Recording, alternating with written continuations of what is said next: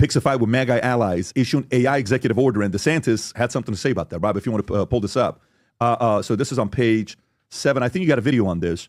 So President Trump has picked a fight with MAGA conservative at Capitol Hill by issuing an executive order to chill state effort to regulate AI, proposal similar to one that conservative critics of big tech defeated on Capitol Hill earlier this month. Here's the president. Go for it. Guys, thank you so much for joining me. John Soto, this is SotoCast. We're going to take a look at this new executive order, this new AI Trump executive order. I believe it is to regulate the states and essentially not allow them to have a patchwork of AI regulation across the board. I'm going to get into a little bit of discussion that, or some of my theories of what I think. Let's listen to what he has to say, have a little bit of their analysis, and then we will have our analysis on the back end. Are you more worried about the U.S. winning the race for AI dominance with China or about AI's potential threat to humanity? Both. We're looking at that very strongly. We have a lot of threats in the opposite way if we don't do it. You look at the medical research. Already the things that have come out of AI in terms of medical and cancer research and things, we're way ahead of what we ever thought we'd be just from the infancy of AI. So really both, and we want to be very careful with it. We also know that a big part of our economy, it could be 50, 60% of our economy going forward for a period of time at least, especially during the startup, is AI and AI based. We have trillions of dollars of construction going on, and that construction would stop, or it would certainly be, a lot of it would be halted. So, look, we're leading China. We're leading China by a lot. China knows that, and not doing this would be the greatest gift to China and other countries, but China in particular, that China has ever received. We thank you for watching. Okay. So that's the dichotomy. I know. But he just allowed the Blackwell chips to go to China, though, so that contradicts what he says right there. But I think that the part that makes this difficult, and by the way, I don't know what the answer is. I think that's the part everyone's got to start with. I see people online, they're like, he should have done that. You don't know what he should have done because you don't have all the information either, right? But is it a competition with China? 100%. We got to win. At the same time, most people, I think, believe in states' rights. And so then you say, okay, well, the states' rights, because if you look at actually in Florida, what they're doing, it's all about protecting the use of your name, image, likeness, et cetera, in the AI, right? So they're trying to protect their citizens, which makes sense. But then if you look at it from a business perspective, so every time that an AI model comes out, do they have to have a different, kind of a structure on a state-by-state basis? Well, that's kind of hard to innovate. So I've got to do something different in Florida than I got to do in Virginia, than I got to do in Texas, than I got to do in North Dakota. Well, who's going to go do that, That right? kind of goes back to the car story we talked about with the $19.5 billion Ford, Tesla, California. Right. So, but by the way, this is DeSantis' position on the same topic. Go ahead, Rob. The president issued an executive order. And some people were saying, well, no, this blocks the states from doing it. It doesn't. You should read it and see. First of all, an executive order can't block the states.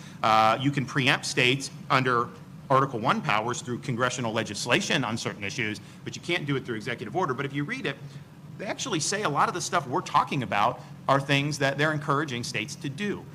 They say it doesn't prevent child safety. It doesn't prevent any of that stuff. So even reading it very broadly, I think the stuff we're doing is going to be very consistent. But irrespective, clearly, we have a right to do this. Now, what it does say is, because they're worried about California, Colorado doing really crazy things, that they could have the Attorney General bring challenges to state laws under the Dormant Commerce Clause, which is, legal doctrine. And I don't know how successful that would be, but the reality is, I don't anticipate that even happening, against any of the stuff we're doing in Florida. But if it does, I think we would be well positioned to be able to prevail on that. Pause. So I don't think Tom, who do you side with? Who sounds more reasonable here? DeSantis puts up the AI Bill of Rights. I think it sounds very, very reasonable. And I don't think there's anything at the federal level that's basically contradictory yet.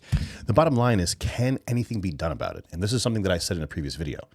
What you have to understand is that the majority of the people that are legislating against, that are drafting bills, policies, and the only people that really know what the hell they're doing or can change this in any way are the people in these companies, in these institutions, in these corporations.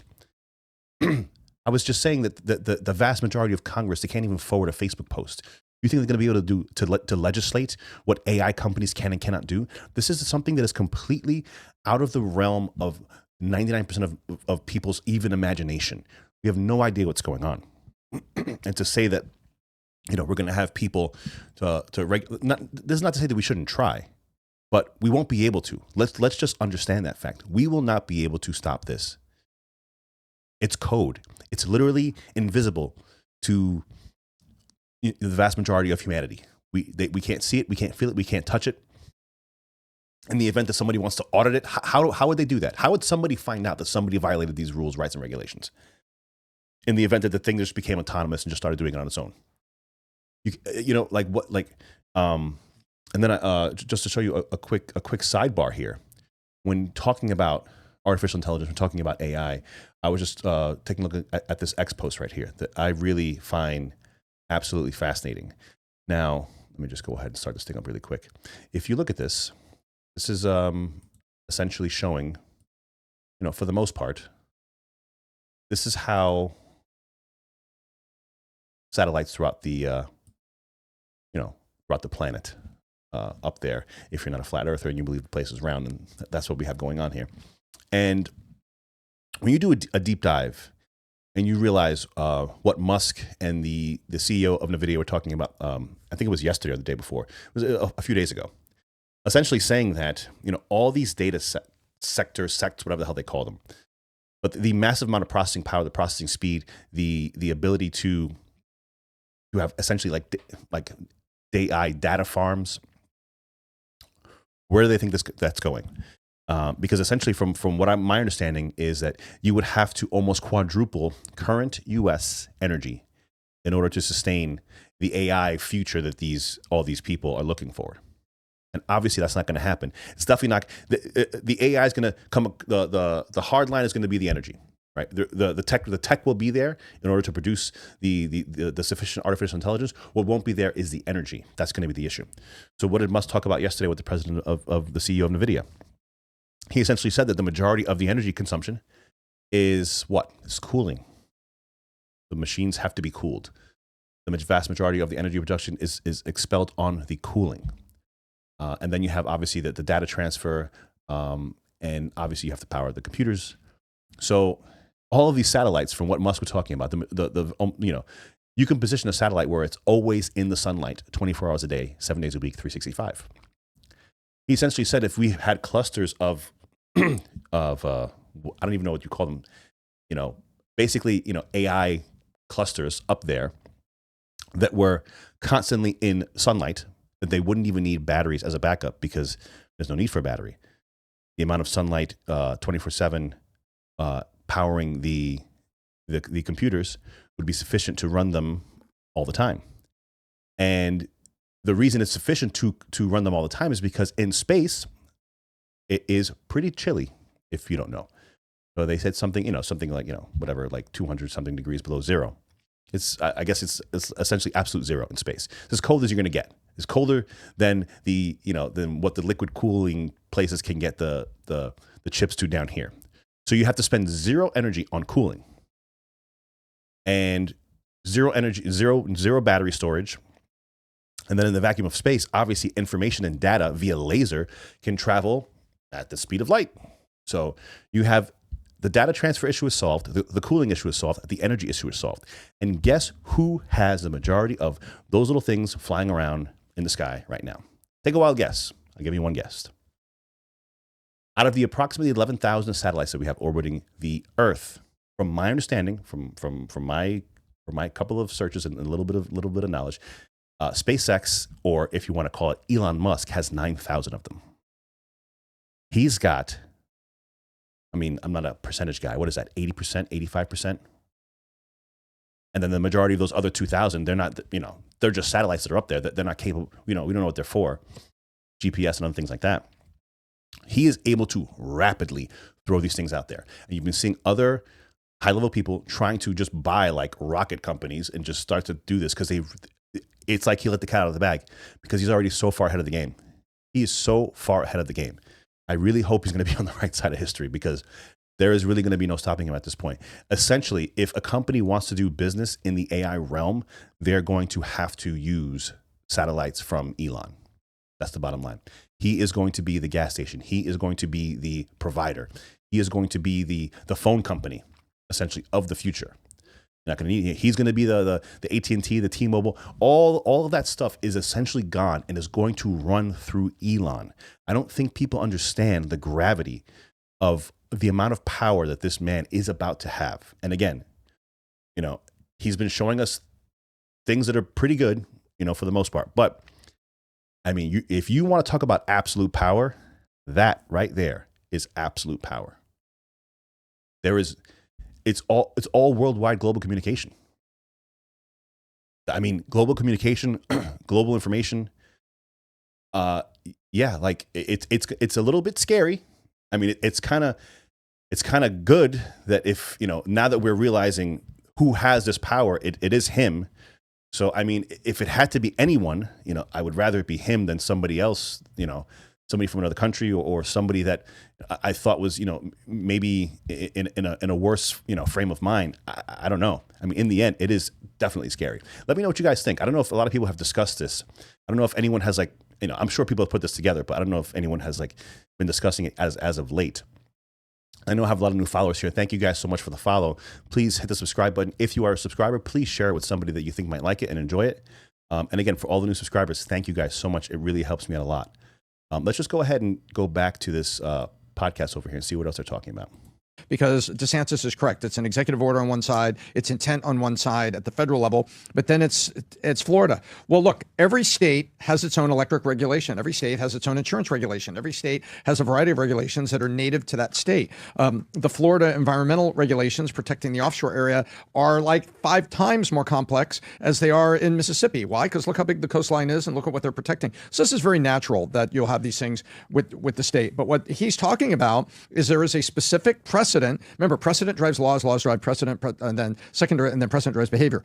Well, there's a woman that was up there sitting next to him whose son was groomed and manipulated by an AI bot, and tragically, he became incredibly depressed, and the bot even suggested, and he took his own life after engaging with this AI bot. And so she's sitting next to him and he's saying, look, this regulation— DeSantis is who you're talking about. Right. And DeSantis is saying, hey, here's an example of something that we need to jump in right now and help. We make the speed limits on our roads, so we need to make the speed limit here on— And as horrible as that sounds, there is almost nothing you can do about it.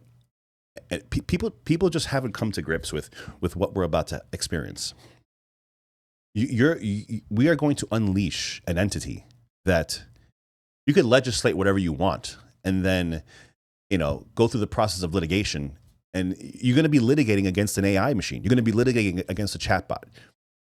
We already, artificial intelligence or, computation power or whatever it is you want to call it has already been able to beat chess grandmasters pretty much, hands down.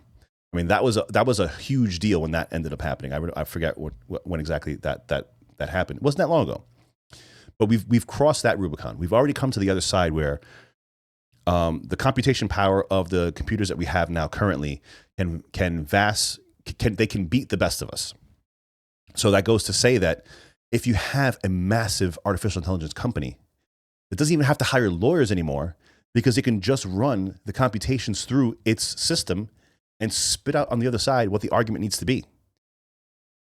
It can scour the all law and all data instantaneously, give it to, a freaking a law clerk and say, yeah, go say this, and then we win. I just think that, it's good to put up these guys are basically putting up a show. The people that are trying to fight this, maybe they might be fighting the good fight, but it is beyond an uphill battle at this point, beyond an uphill battle. I really don't know how we can slow this thing down. The only thing we can do is hopefully the people that are in control of it are, relatively nice for the time being. On AI, we need to protect this, and we protect name and image. What's also is the very last line of the Florida AI Bill of Rights at the very bottom. It says, also, data centers that are built here cannot impact the ratepayers and of Florida Power disproportionately. The data centers, if you're going to work here, and he said, look, it's not a lot of jobs. It's 12 jobs that are in these data centers once they're all built. They're largely dark facilities. He says, fine, pay property taxes in Florida, do it. However, you have to figure out how to augment the power or pay a subsidy to help augment the power generation. I think that's very sensible because he's saying, hey, we can't have all this open land that's in the north part of Florida, south of Jacksonville, well north of Orlando, and people putting data centers on because there's open, cheap land and you're on the grid. He said, if that's going to make the rate of electricity go up for Floridians, I don't want that. And I'm putting this. So the Florida AI Bill of Rights. And that goes back to the point, again, of what Elon was talking about. I believe he sees the writing on the walls for this stuff. I believe he totally understands that the data centers that everyone was envisioning happening. And, in the beginning, Trump, they were talking about building nuclear power plants and all these things like that. All of these things, they're going to take vastly longer to get these things done than the rate of AI growth currently, from my understanding, from my tertiary, very surface level view of what's going on. So I think he just thought this thing through to the nth degree and basically said, F it. Why do I need that? Why do I need land-based data centers with drawing energy from a grid that it's going to be way under what I'm looking for anyway? Let's reinvent the wheel. Let's take it to space. And if he does that, rules like that are going to become, he's not going to care. He's not going to care. What is he? He's going to be producing all the energy up top. He might even become a vast producer of energy, sending it back down to Earth. Who the hell knows? Let's finish this up, and then I think they got one more point here. Is running it quicker. Lastly, which is quicker and more nimble, a small group or a national group? The small group, that's a state. And that is the function of states' rights to nimbly respond to things very, very quickly and then get government help when you need it. When a hurricane hits, and I'll give everybody this example, the governor will declare the state a disaster area and say, I need federal resources because what just hit me is so damn big. But in the meantime, who determines where a stop sign goes? The state. Who puts up a street light? The state. Who makes building permit decisions in a given area? The state. Because the federal government can't handle that. So I think that I'm with the states on this one, and I'm with DeSantis. Now, You see, but to counter his point here, and he usually makes very, very good points. But in this scenario, what's bigger than artificial intelligence? What's larger than that? I understand that there are tragedies that have happened in his particular state, and he's trying to help stop that. But none of these centers are home based in his state. Number one. Number two, when China AI starts coming and infiltrating the U.S., how is he going to regulate that? It's a very short sighted view, and we need to be honest with our public. We need to be honest with our people and say, listen, you have to try your best to maintain relationships with your friends and family, get them to understand what's going on, and that we might not be able to fix this. Guys, thank you so much for joining me. 6283 Talk if you want to follow me on the X. For all the new subscribers, thank you so much. I'm John Soto. See you again in the next video. Take care, guys.